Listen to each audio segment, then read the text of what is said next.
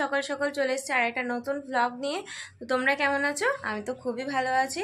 তো আজ সকাল সকাল ব্লগটা স্টার্ট করছি। কারণ কি কিছুই না, একটু মনে হলো ব্লগ তো দিচ্ছি না। তো দেখো আজ সারাদিন কি করি না করি, চলো দেখা যাক কতদূর কি ব্লগটা আমি কন্টিনিউ করতে পারি। কারণ কোনো দিনই তো ব্লগ আমি ফুল নিয়ে যেতে পারছি না, তবে আজ চেষ্টা করব। যাই হোক, সকাল সকাল তো চাটা খাওয়া দাওয়া হয়ে গেছে। আর তারপরে এইদিকে দেখো মার বাসনকুসন, এই দেখো বাসনকুসনগুলো সব মেজে নিয়েছে, মেজে ধুয়ে সব পরিষ্কার করে নিয়েছে। আর এইদিকে দেখো জল টল তোলা কমপ্লিট হয়ে গেছে। মোটামুটি সকালের কাজ সবে প্রায় হয়ে গেছে। তো এখন হচ্ছে কি আমার কাজ বাকি। মা তো ঘরে নেই, মা হচ্ছে গিয়েছে একটু চিকেন হোক বা মাটন হোক কিছু একটা আনবে। আর আমি নিয়ে চলে এসেছি এই দেখো ময়দা। তো এখন এই ময়দা দিয়ে করব, লুচিও করতে পারি বা পেটাই পরোটা, যে কোনো একটা করব। যাই হোক, ঝমাঝম করে কাজগুলো করি। আর এখন বাজে কিন্তু মানে 8:54, তো 9টা প্রায় বাজতেই যায়। চলো এখন যদি না করে মানে বানাতে বানাতে প্রায় 10টা 11টা বেজে যাবে। তো তারপর আবার ভিডিও আছে, শর্ট ভিডিও বানানো আছে, অনেক কাজ আছে। বেশি বকবক করবো না, চলো ফুল ভিডিও কন্টিনিউ করতে থাকো আর আমি ওইদিকে আমার কাজগুলো করতে থাকি।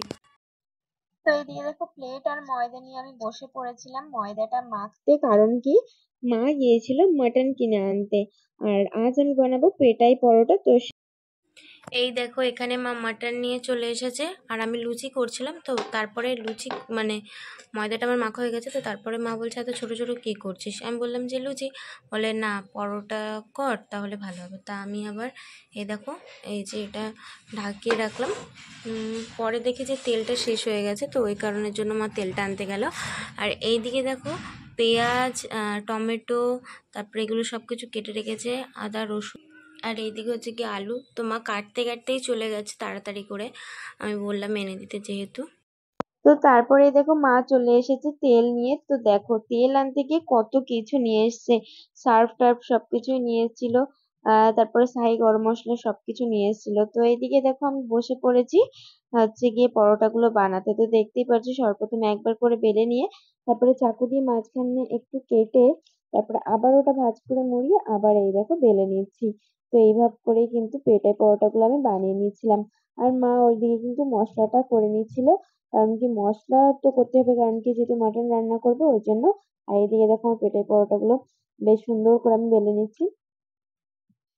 তো আমি বলেছিলাম তোমাদের সাথে ডেলি ব্লগ শেয়ার করব, তো এই কারণের জন্যই কিন্তু আমি ট্রাই করছি যে ডেলি ব্লগটা দেওয়ার। আর ব্লগ বলতে যে কোনো টাইপেরই হোক, ভিডিও মোটামুটি দেওয়ার।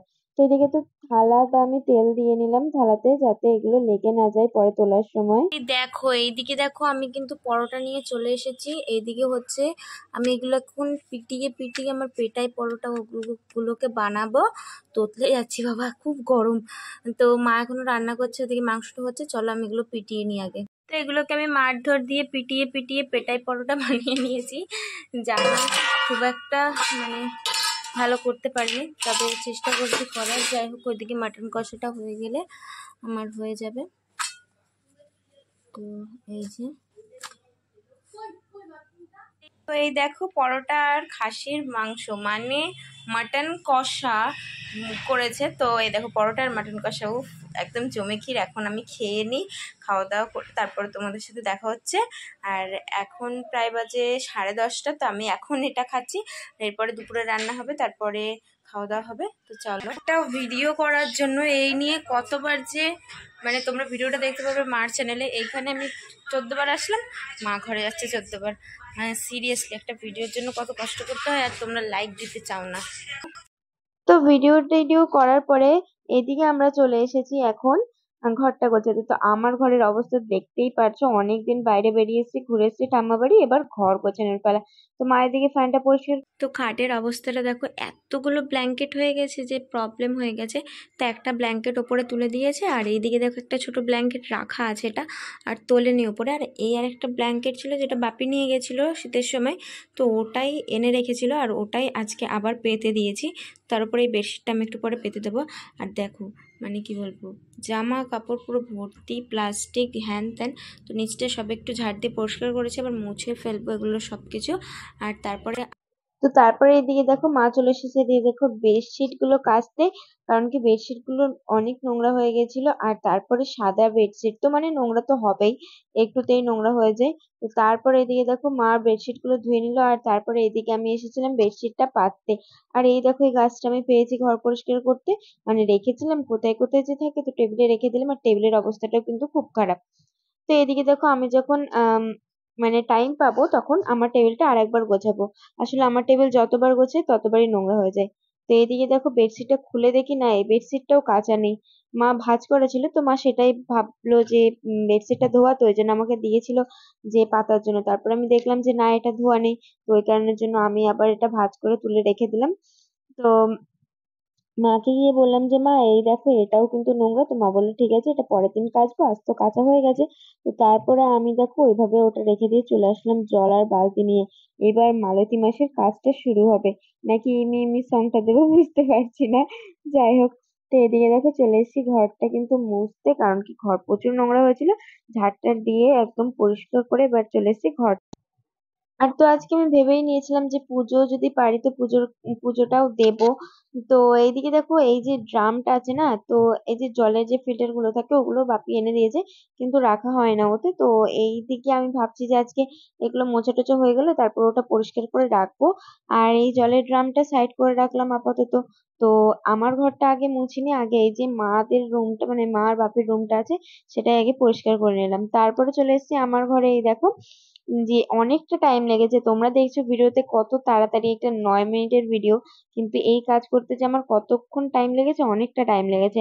তো এই দেখো এবার আমি আমার ঘরটা মুছতে চলে এসেছি। আমার ঘরটা তোমরা দেখতেই পারছো কতটা অগোছালো ছিল, এখন মোটামুটি আছে। তবে টেবিলের ওপরে দেখো এখনো জামা কাপড় ভর্তি, ওগুলো ভাঁজ করে করে আর কি ঢোকাতে হবে শোকেসে, কারণ কি ওগুলো সব নতুন জামা কাপড়, মানে যেগুলো সব ঘুরে এসেছি, তো ওই জামা কাপড় গুলোই আর কি রাখা আছে। আর এদিকে দেখো ঘরটা মুছে নিচ্ছি আমি। এরপরে বেডশিট গুলো শুকিয়ে গেলে বিকেলের দিকে বেডশিটটা পরিষ্কার করে দেবো। তারপরে আমি স্নান টান করে চলে এসেছি। আর অনেকটা টাইম লেগেছে আমার এই ঠাকুরের জায়গাটা গুছিয়ে পরিষ্কার করে মেজে ধুয়ে। তারপরে এই দেখো এসেছি আমি পুজো দিতে। তো অনেকটা টাইম তখন আর ভিডিও করতে পারিনি, কাজগুলোই করছিলাম। তো এদিকে দেখো আমি পুজোটা দিয়ে নিচ্ছিলাম। আর স্নান করে আজকে বলছি যে পুজোটা দিয়ে তারপরে খাবো। মা অনেকক্ষণ ধরে ওয়েট করছিল, মাকে আমি বলেছিলাম যে মা খেয়ে নাও, তো মা বললো যে না না তুই পুজো দিয়ে নে, তারপরে একসাথেই খাবো। তো তার জন্য আর কি আমি তাড়াতাড়ি করে আর কি পুজোটা দিয়ে নিলাম। আর ভাবছি আমার রুমটাও আমি ভালো করে গোছাবো। আর যতদিনই আছি এই রুমটাতে মানে লোকে যদিও বা আমরা রেন্টে থাকি মানে ভাড়া বাড়িতে থাকি, তো তাও যেহেতু থাকতে তো হয়, তো ওই কারণের জন্য আমি ভেবেছি আমার ঘরটা আমি গোছানোর চেষ্টা করবো। আর সেটা তো ভিডিও তোমাদের সাথে আমি শেয়ার করবো, অবশ্যই শেয়ার করবো। তো তারপরে এইদিকে ফুল কিন্তু ছিলই না গাছে, তবে আমি কয়েকটা ফুল তুলে নিয়ে এসেছিলাম, শুধু সাদা ফুলই পেয়েছিলাম আর কোনো ফুল ছিল না। তো ওই কারণের জন্য আমি সাদা ফুল নিয়ে চলে এসেছিলাম। তো সাদা ফুল দিয়েই আজকে পুজোটা দিয়েছি। আর ওদিকে দেখো এখন ধূপটা ধরিয়ে নেবো। এত মানে হাওয়া দিচ্ছিল যে ধূপটা আমি ধরাতেই পারছিলাম না।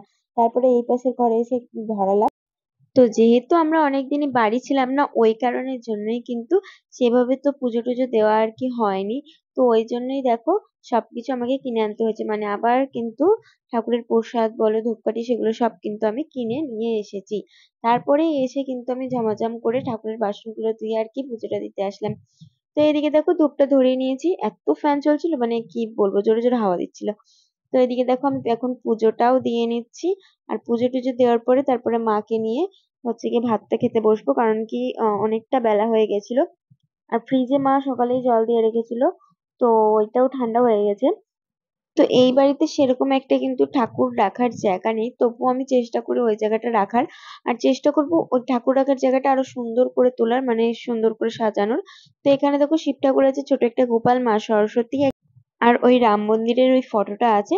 আর ওপরে থাকে দেখো সব কাজ দুজনে মিলে কমপ্লিট করে এখন দুজনে মিলে ভাত আর মাটন খেতে বসে পড়েছি।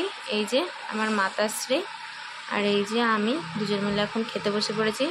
চলো খাওয়া দাওয়া করে নিই, তারপর তোমাদের সাথে আবার কথা হচ্ছে। তো এই যে সন্ধ্যেবেলা এখন আমরা দুজন মিলে একটু হাঁটতে বেরোবো, চলো একটু হেঁটে আসি। তো এমনিতেই শোরুমটা দেখেছিলাম আর আমাদের একটা প্ল্যানিং চলছিলই, কিন্তু তারপর হট করেই যে সত্যি সত্যি নিয়ে নেওয়া হবে এটা কিন্তু ভাবতে পারিনি। হ্যাঁ সত্যি সত্যি কিন্তু আমাদের ওয়ার্ড্রপটা নিয়ে নেওয়া হয়েছে। আর কত প্রাইস পড়েছে সব কিন্তু তোমাদেরকে পরে ডিটেলসে বলে দেবো। তবে দেখো এখানে কত আমরা সুন্দর নাকি সুন্দর হাঁটতে বেরিয়েছিলাম, হাঁটতে বেরোতে বেরোতে রানাঘাটে ঘুরতে ঘুরতে চলে আসলাম কোথায় দেখতেই পাচ্ছি ফার্নিচারের শপে।